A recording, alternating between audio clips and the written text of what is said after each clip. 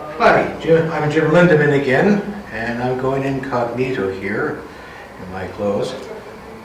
We're going to start on a topic that I think is most important in regard to evolution and creation, because it really identifies not just the interpretation of science, but also the effect that it has on human nature. So it is going to be hope versus despair, the clash of two systems. And I really appreciate this Calvin and Hobbes one, where it starts out with, we all want meaningful lives. We look for meaning in everything we do. But suppose there is no meaning. Suppose life is randomly absurd. Suppose there's no reason or truth or rightness in anything. What if nothing means anything? What if nothing really matters? I guess there's no harm in a little wishful thinking. Or suppose everything matters. Which would be worse? And that's really the issue that we're going to talk about today. What if nothing matters, or what if everything matters? Because those are the two poles that are presented in evolution and in creation. Okay, one of the things that's kind of important for us to get our minds around is the idea of logical arguments. The logical argument starts off with what are called premises. These are items, or these are statements that are true or assumed to be true, and therefore then you have conclusions that come out of those premises. They are the accepted truths. Then you have your arguments, you have connecting the truths and identifying the kinds of things that are in relation to those truths, and then you end up with your conclusions, the results of these truths. Now the problem when we get to evolution is that most people are focused here because it seems so logical, but the premises are never challenged. The premises are never asked about, well, how do you know this? Or how do you know that this is true? And the conclusions are not even contemplated. In other words, yes, evolution sounds so great, but how does it all end? Where does it end up? And what's unfortunate is that as we buy this kind of an idea, we are getting more and more infected with what the end product of evolution is about. For example, just to give you an idea, you have theistic evolution. In other words, trying to match, say for instance, the long dates for, say for instance, the dinosaurs. Dinosaurs lived 65 million years ago. And so now as we take a look at Genesis 1, how do we fit that into the Bible? In other words, we're starting here, and we're not asking, where did those dates come from? What was the basis for those dates being established? Was it a scientific reason or a scientific outcome, or was it a philosophical outcome? And so here you have people who have to, say for instance, account for the long ages. Do you really need to? And that's one of the things that we will be covering in this course, is that there's a lot of evidence that says, no, it ain't that way. So, okay, we're into this here. This gives you an example. Now think about this. Christopher, our old gardener, had many a story of miracles performed by a venerable preacher in a nearby village. It is the Lord himself who tells the saint man things, he whispered. Every day in the late afternoon, the door opens and the Lord comes in and they talk together. And have you seen this with your own eyes? Christopher frowned. No, but the saint man told it to me himself. And you really believe him? Do I believe him? Christopher raised his voice. How can you talk of such a thing?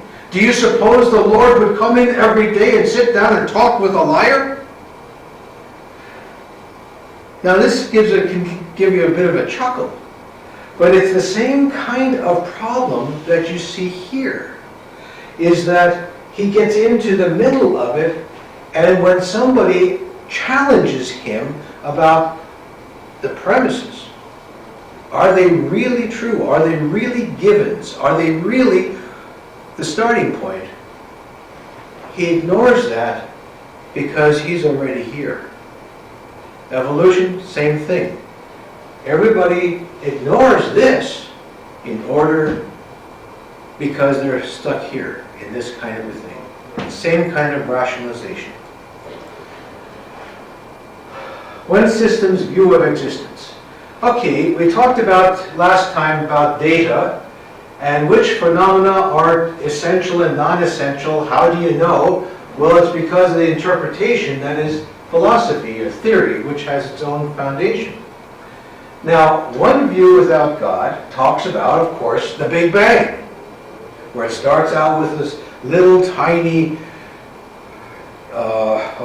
can't think of it at now, but just a little blip in the screen. Anyway. And out of that little blip comes this whole vast universe with all the tremendous amount of mass and everything else like that came literally out of just this little wave of nothing, this singularity. Okay, so you have the Big Bang. How does it end? Well, you have what's called the Big Crunch,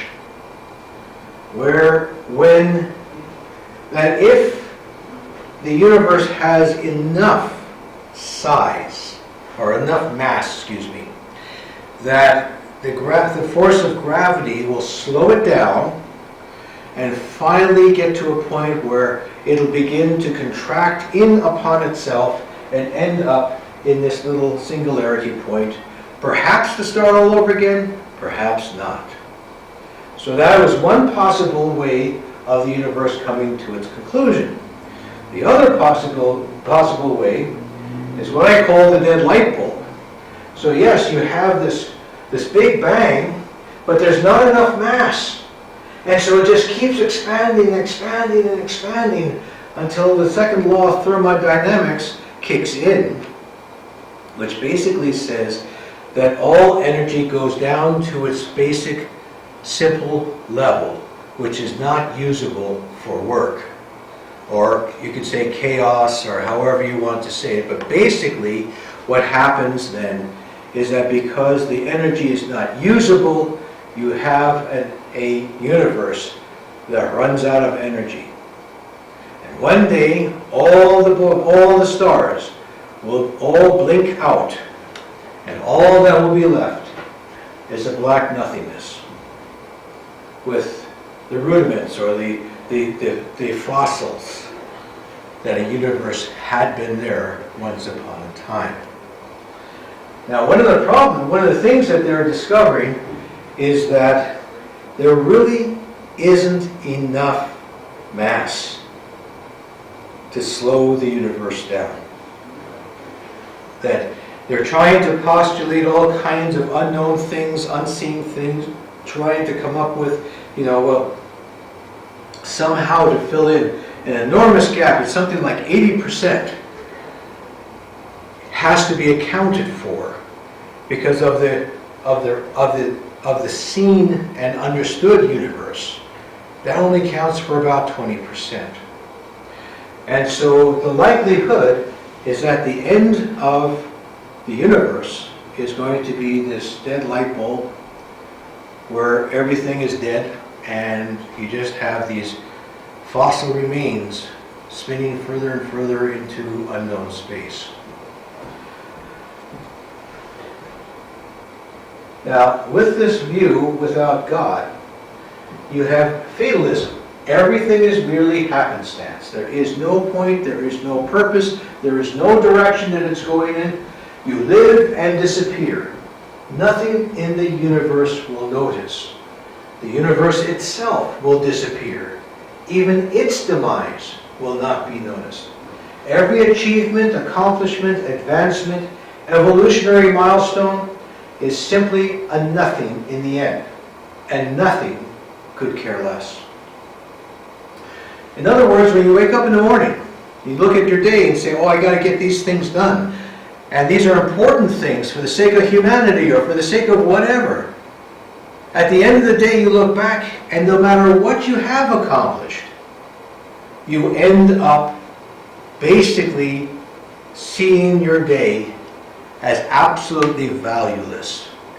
Because wait, I help improve a lot of people. I improve this, or I may do this, or whatever else like this. Ultimately, with the Big Bang, ending up as a blown light bulb. You accomplish nothing. Nothing is going to be the result. Absolute nothing. And the thing is that when it all happens out, at the end, there will be nobody saying, well, that was a good thing, or that really worked out well, or that they accomplished. There'll be nothing to even notice that you'd even been here. If you really think about that, that is enormously despairing. Evolution operates with no need of God. At first, it is attractive to human nature because there's no God to account to. It doesn't matter what I do, and my human nature says, good! It doesn't matter what I do. If I go out and I get drunk, it doesn't matter if I go and have adultery with somebody. It doesn't matter if I even kill somebody, because we're all going to die anyway. It doesn't matter if I cheat or if I steal or anything else like that. And it doesn't even matter if I go out and I have a binge and I get so drunk falling down that I have to be carried home. It doesn't matter. Because nobody cares. Nobody. 2 generations after you die, your name gets lost. Maybe the name is there, but you don't. People won't remember you. People won't have a clue about you. And even if you happen to achieve some kind of notoriety, it doesn't matter. Not at all. Because you don't matter.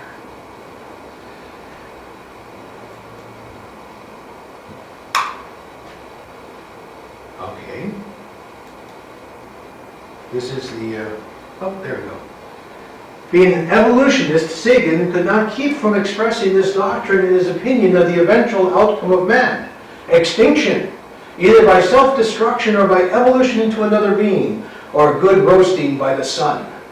In 5 billion years, everyone we know and love will be gone. All humans will have become extinct or evolved into other beings. No human artifacts will remain on Earth. The continents will have been unrecognizably altered or destroyed, and the Earth itself will have been reduced by the evolution of the sun to a charred cinder. Extinction is the reward of human evolution. Eat, drink, and be merry, for tomorrow you die. I can't think of anything more depressing. And you had kind of wonder what happens in our culture when you have more and more people are saying people have lost self-esteem, and so you go out there and you try to build up their self-esteem, and then evolution comes right after that and cuts you off at the knees by saying, well, basically, you don't matter. So even though you build up self-esteem, you have evolution constantly harping in the background. You don't matter. Who cares? Who cares about you?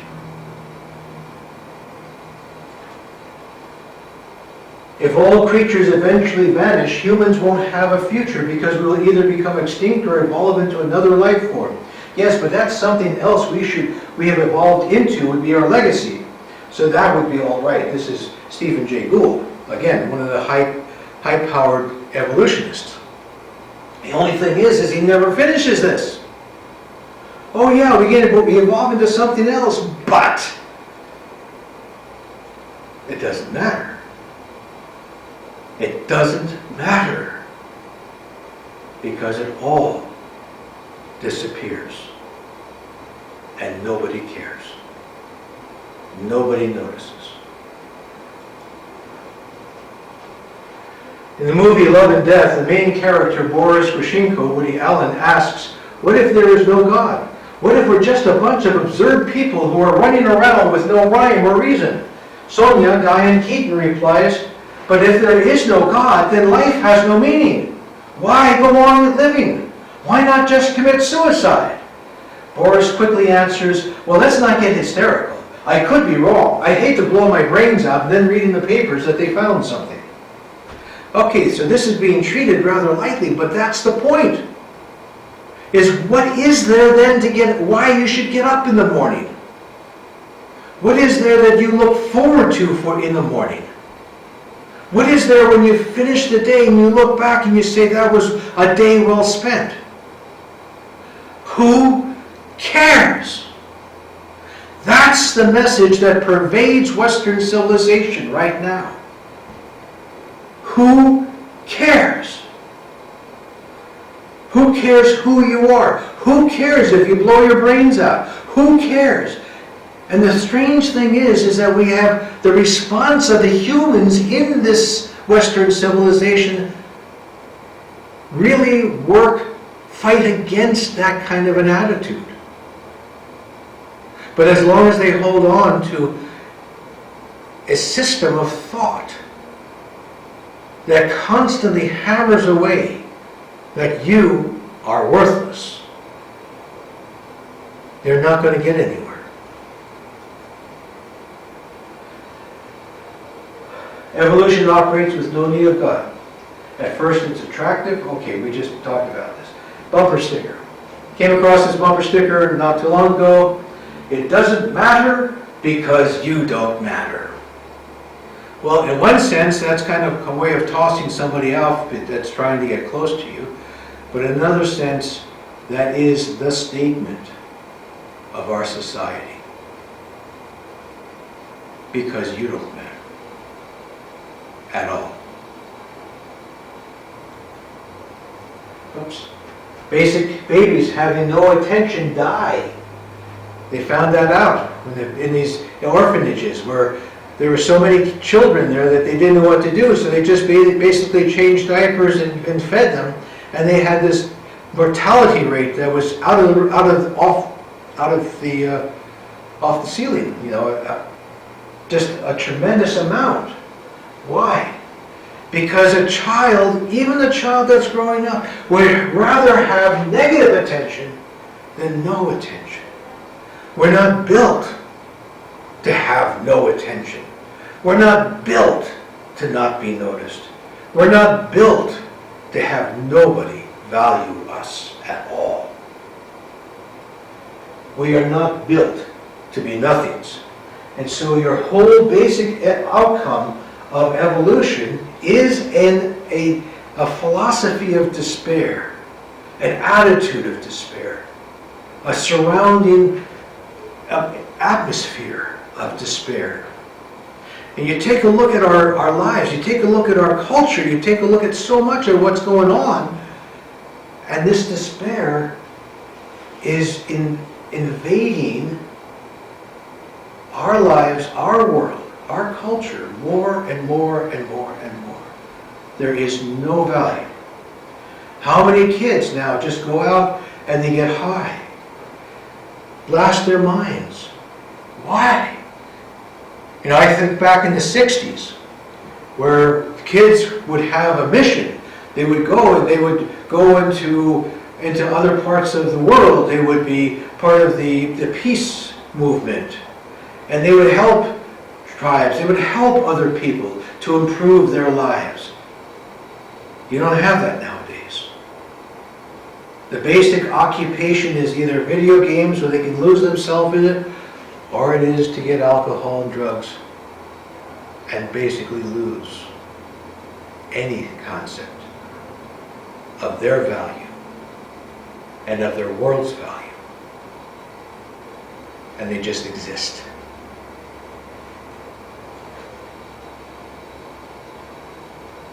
Evolution as justification for atrocities. Now, atrocities has always been there. I mean, you open the Bible and you can see all kinds of stuff. And you go into history and you can see all kinds of things.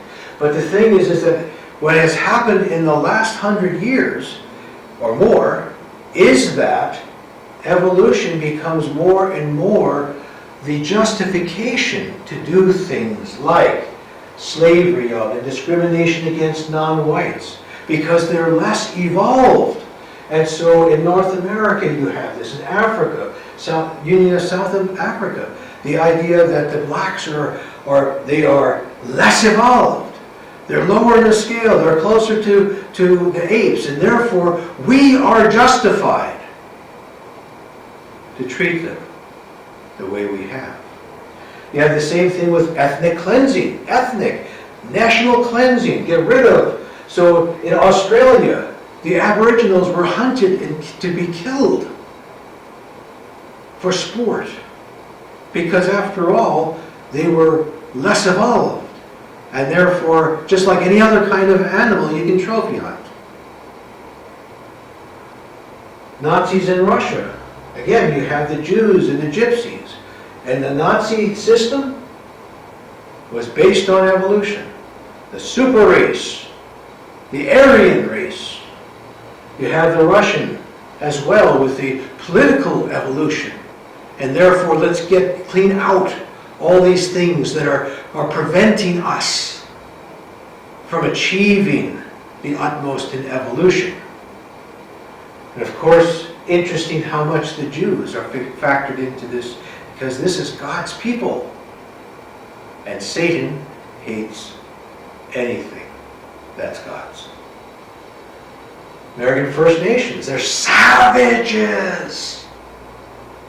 Therefore, we have every right to displace them. We have every right to kill them. And the only good Indian is a dead Indian, and all those other kinds of things. No, it was not. A lot of that preceded the idea of evolution.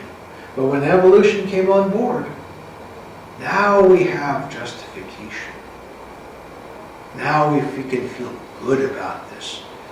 Because, see, it's scientific. Superior race, so you have the Nazi, the Aryan. You have eugenics, engineered genetics. You know, that we have to help evolution now. We've got to make, as they did for the $6 million man, we're going to make them faster and better and everything else like that because we can go and tweak the genetics. For what purpose? To what end? But nobody asks the conclusions of evolution. Just that we have the right to do this. Rejection of defective humans, the aged, the unborn.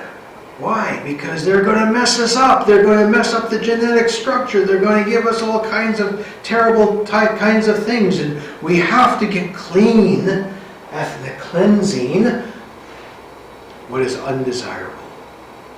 So that the genetic genes, the evolution of the human can speed on to its ultimate end, but never asking, what is that ultimate end? Why are you doing this? The android, cyborg, the next step of evolution, many are emphasizing that now we can become machines. Why? What difference does it make? To be a human being? What difference? Who cares? A cyborg just means that you can do things better and faster and more capable, but being human doesn't mean anything.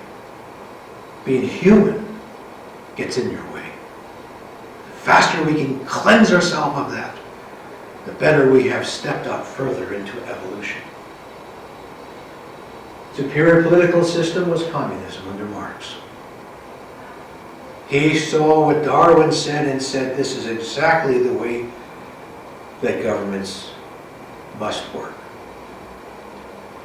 And because it's atheistic, and communism wants to be atheistic, was the perfect match for Marx to expound his principles.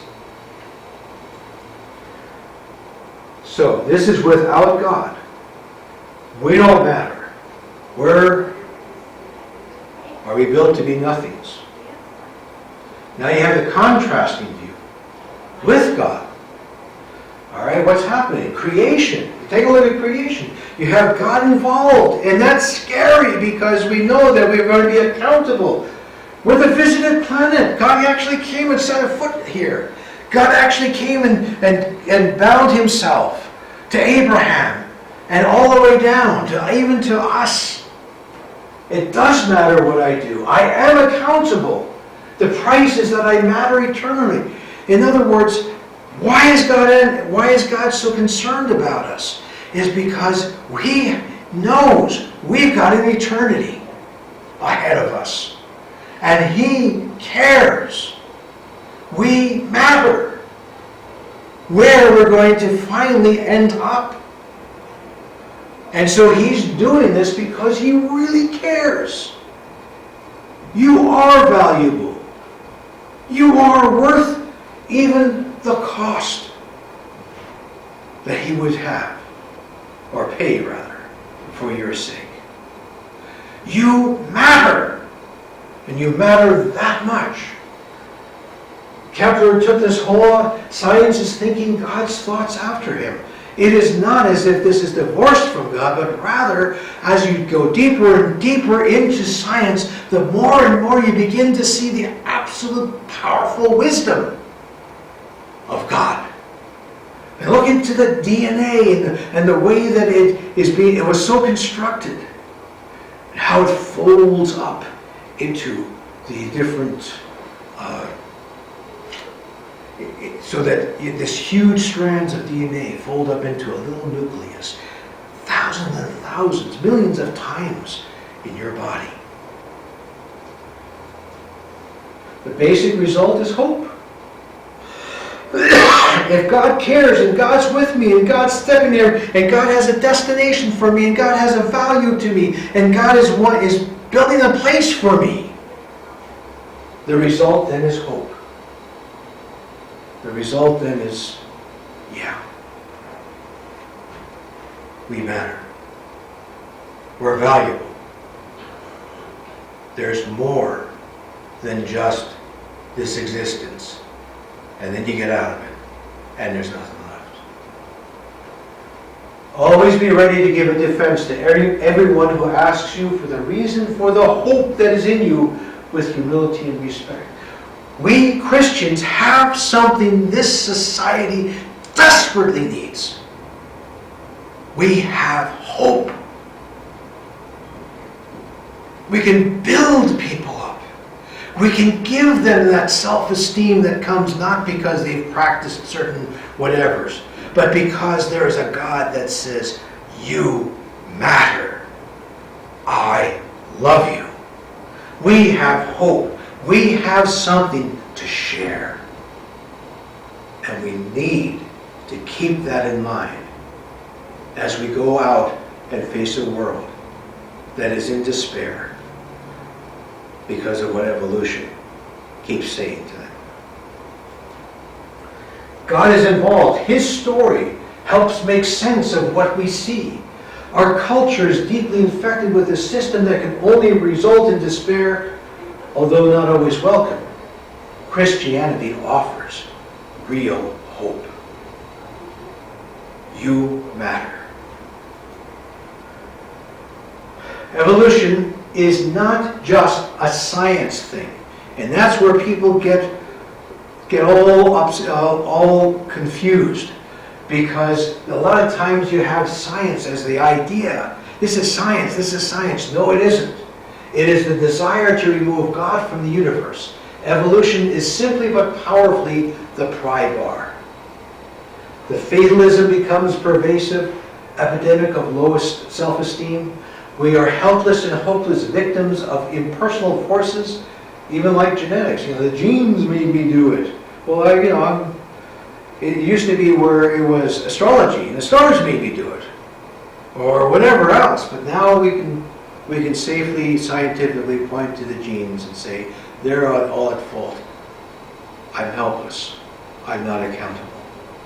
No sense of grounded values, so the abortion, the age to help us, they have no frame of reference to say that, no, being human means that you care, that you value, that they are all important. No basis for self-sacrifice. You think of it, the soldier that covers the grenade, and this is where it's so fascinating in our society, in our culture, because we admire the soldier who would cover the grenade to save his buddies, would give his life up in order for the sake of others. We still honor that kind of a thing. And yet, if you go into evolution, how dumb can you get? That means your genes die. That means whatever positive stuff that you may have gets removed. And therefore, how dumb can you get to give your life for someone else? You should try to escape. How dumb can you get to fight a war for people who are under the thumb of Nazi cruelty and give your life for their sake to help set them free? If their genes are less than yours, what have you done for evolution? You thwarted it. No motivation for altruism, self-denial. I'm fascinated by how many atheistic scientists want to save the world, when the world, according to them, has no value. When all is said and done, there is no usefulness, no purpose, there's no point. Why not make as much use out of what I can get, no matter what the cost is, because I will have what I want. And my children, well, that's too bad for them. You see, what's fascinating is that we have evolution and we fight against it. We don't accept it.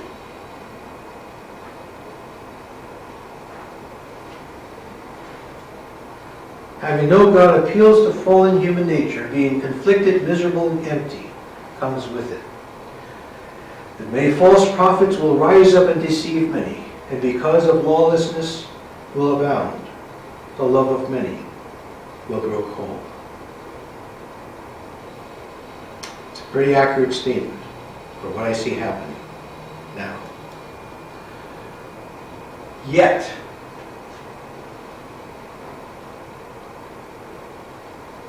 we want our friend or lover to love us forever. You have BFF, best friends forever. We have songs, we talk about eternal love.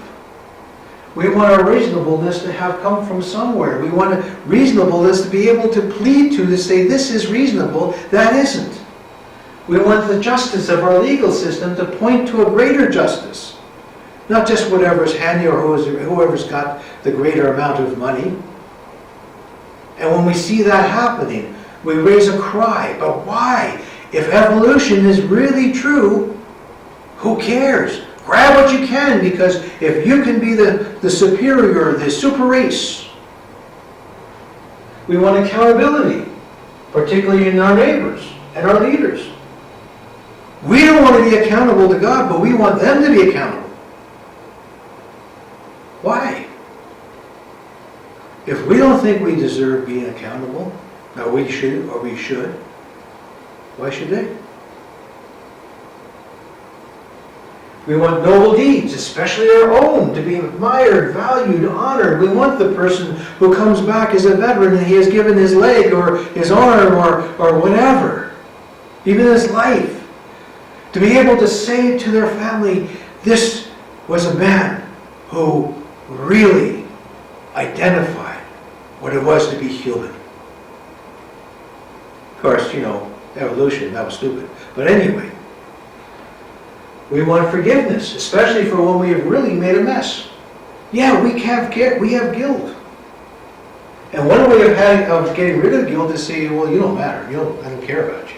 And yet there's people that they do matter to us. They do. We want to be forgiven.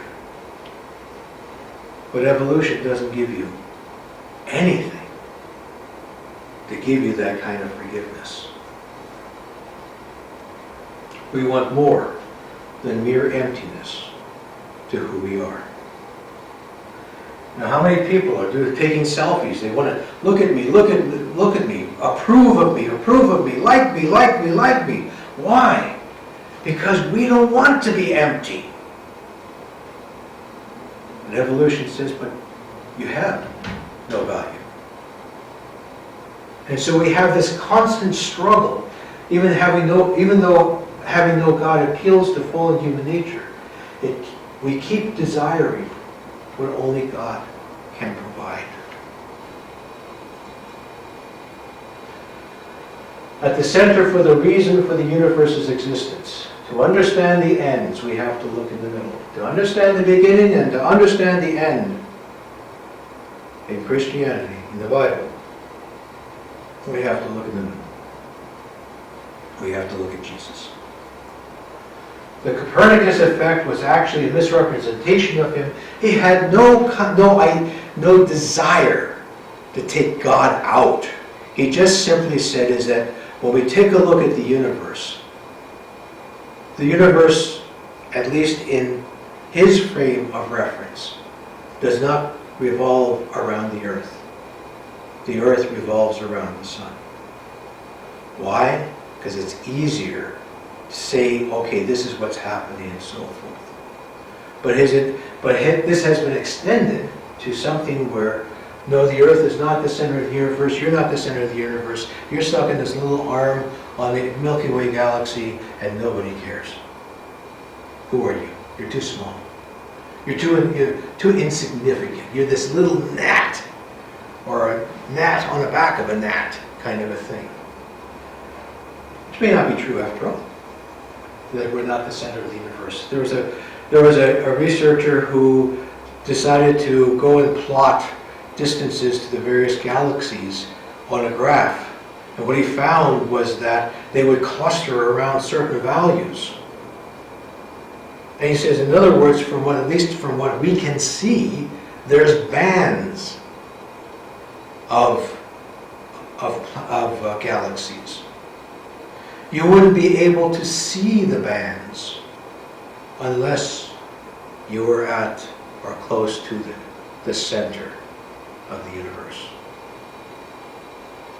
Kind of interesting.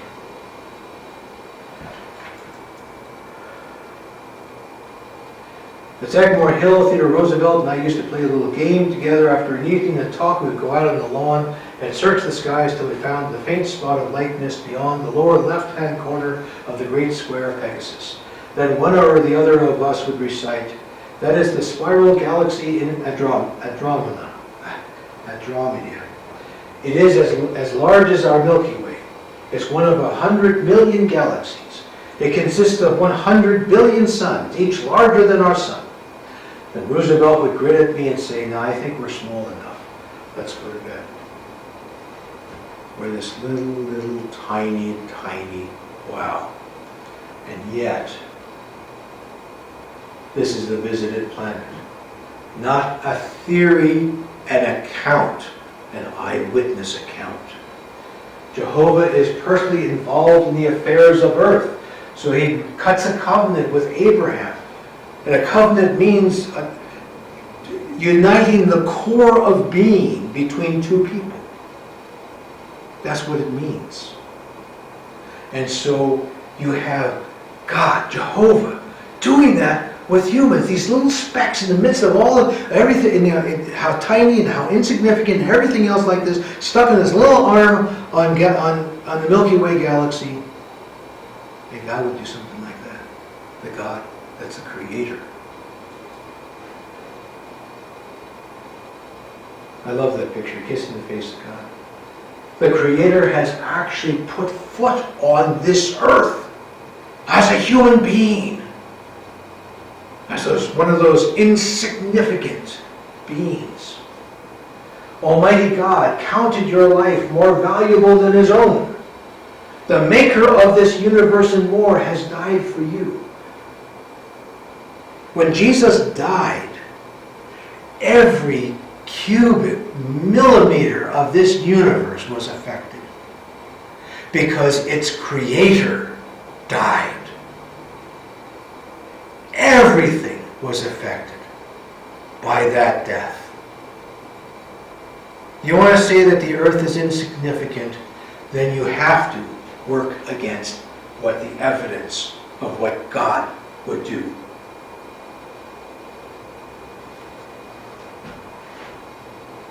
When I reflect on your heavens, the work of your fingers, the moon and the stars, which you have fixed, what is man that you remember him, or the Son of Man that you visit him? You have made him a little lower than God. You have crowned him with glory and honor. We have been. Because of Jesus, in Jesus, we have a glory and honor that is beyond description, beyond imagination. We are not just dealing with Genesis 1 and 2, we are dealing with what the history of God's involvement is all about. We are at the center for the reason why the universe exists. I don't care if we're physically not in the center. Because of what he has done, we are at the center for the reason for the existence of this world and of humanity. Evolution, with its foundation on random chance, ends up with anti-knowledge. Both science and morality become chaotic and irrational unless we can confidently assume that there is an ordered universe that represents the deliberate, purposeful handiwork of an all-wise creator. From Stanley Jackie, physicist. You will never know in evolution when the rules and the laws may change or cease to be valid. Science basis on testable and predictable outcomes would be destroyed because of evolution, or if evolution was real. Our ultimate grounding, meet the Lord of science and what he brings to the table, or to his table. Okay, the assignments, reading chapter 19, read the rest of chapter 25. You might want to take a look at this, and also then to make an outline form, something from this presentation and your readings that you want to develop into either a PowerPoint, pamphlet, tract, or something else like that. Some way that you would tell somebody else what you have seen here in this presentation. Thank you. We'll see you next time.